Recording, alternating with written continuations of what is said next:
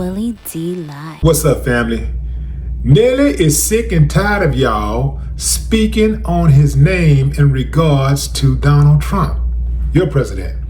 Yeah, ever since Nelly performed at Donald Trump's inauguration, he's been getting backlash. But Nelly is here to let you know he ain't having it. He's sick and tired of y'all talking that noise, man. Nelly said the very next time somebody say something slick, he running up in your mouth with a fist. Yeah.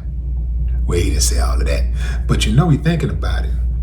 Yeah, man. Nelly was being interviewed by Ebro, and Ebro asked him, "You still on your pro-Trump stance?"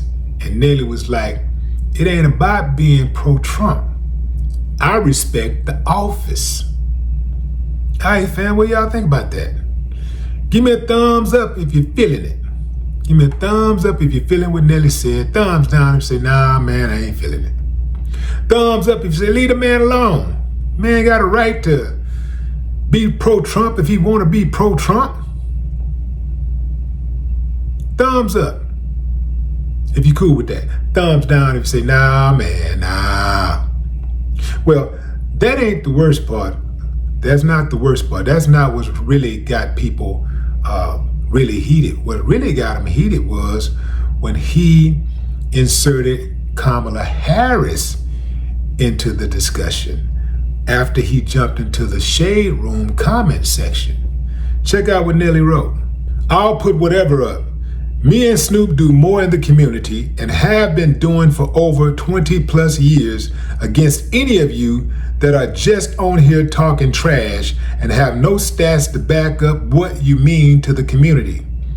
From the black families that we employ to the black children that we help every day and all year through our nonprofits. Whether we're sending kids to school on scholarships to HBCU or helping young black boys in LA Gang Central with its junior football programs, which many players have went on to go to the NFL and live their dreams. And on top of that, we are black men married to beautiful black women with black children.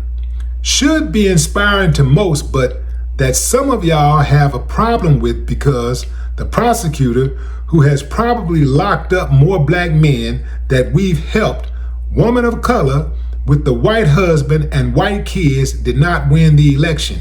Again, I reiterate, I did not campaign for anyone. I do not tell people who to vote for. I respect and love our country from top to bottom, good and bad.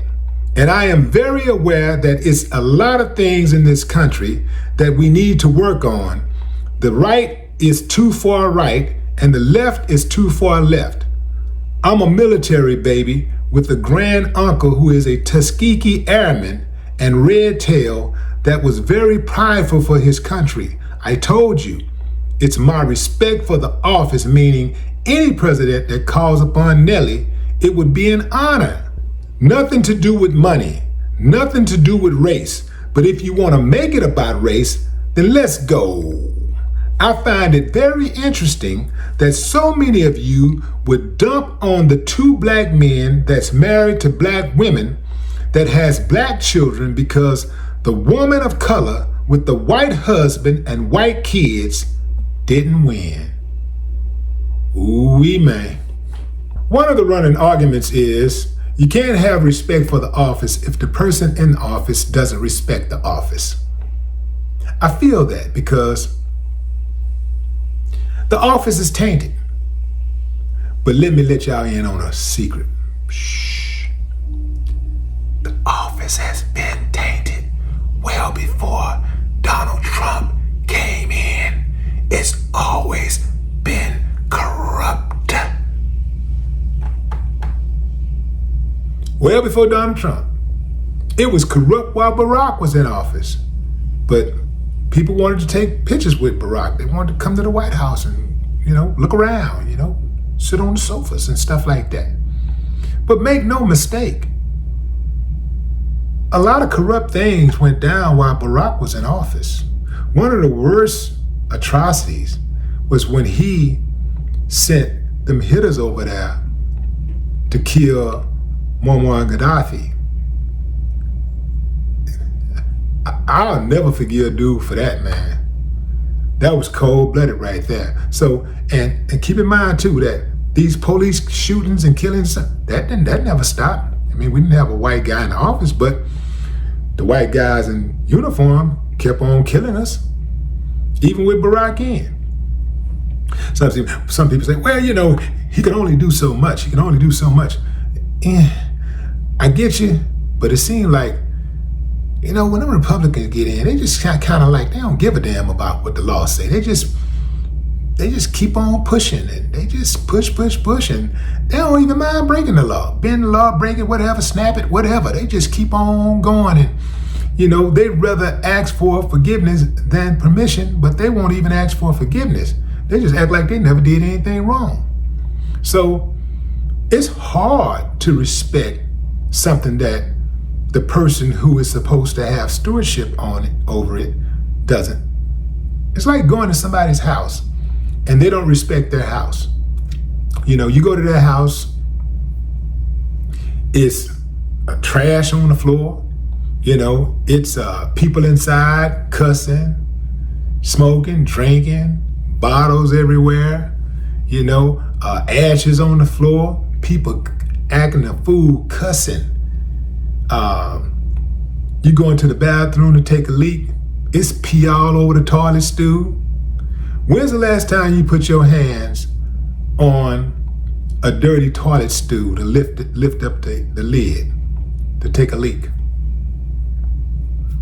If you go into somebody's house, I think most guys can attest to this.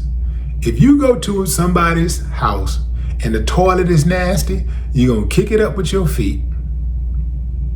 You'll kick it up with your feet, and you're going to handle your business and drop the top and go on by. You're not going to be doing no wiping. It's already nasty. It's already got pee all over it. Pee on the floor. So you're not, but if you go in there and that thing is clean, it's clean, it's spotless. You don't want to be the one to leave stains on it.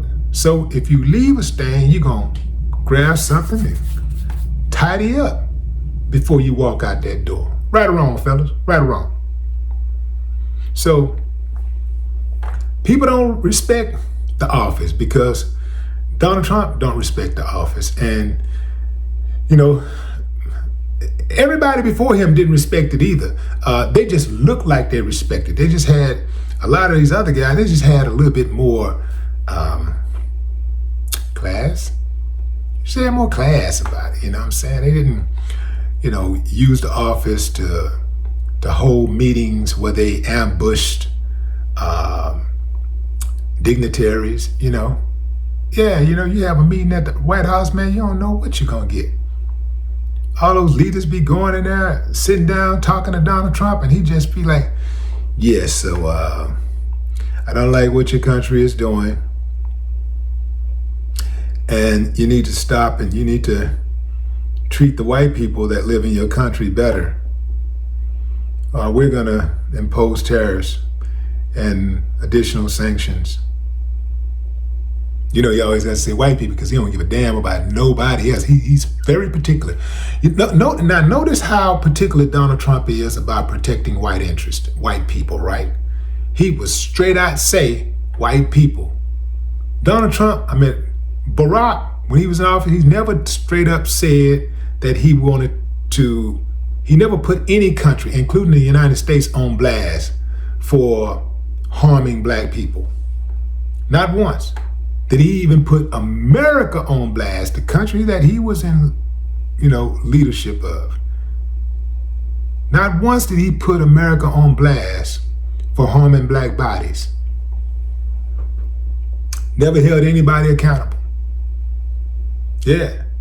So, you got to talk about these type of things and you got to be honest about it.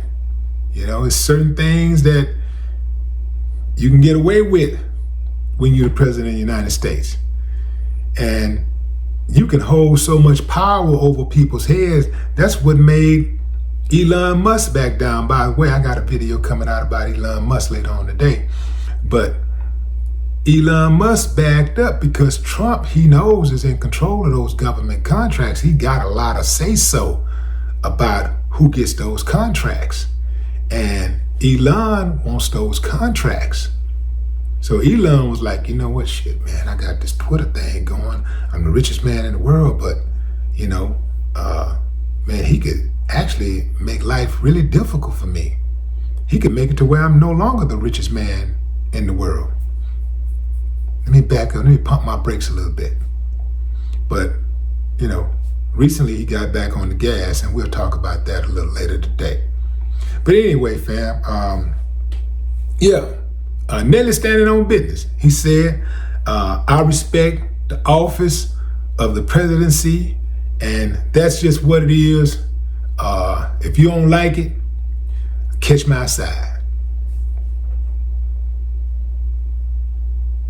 No more talk.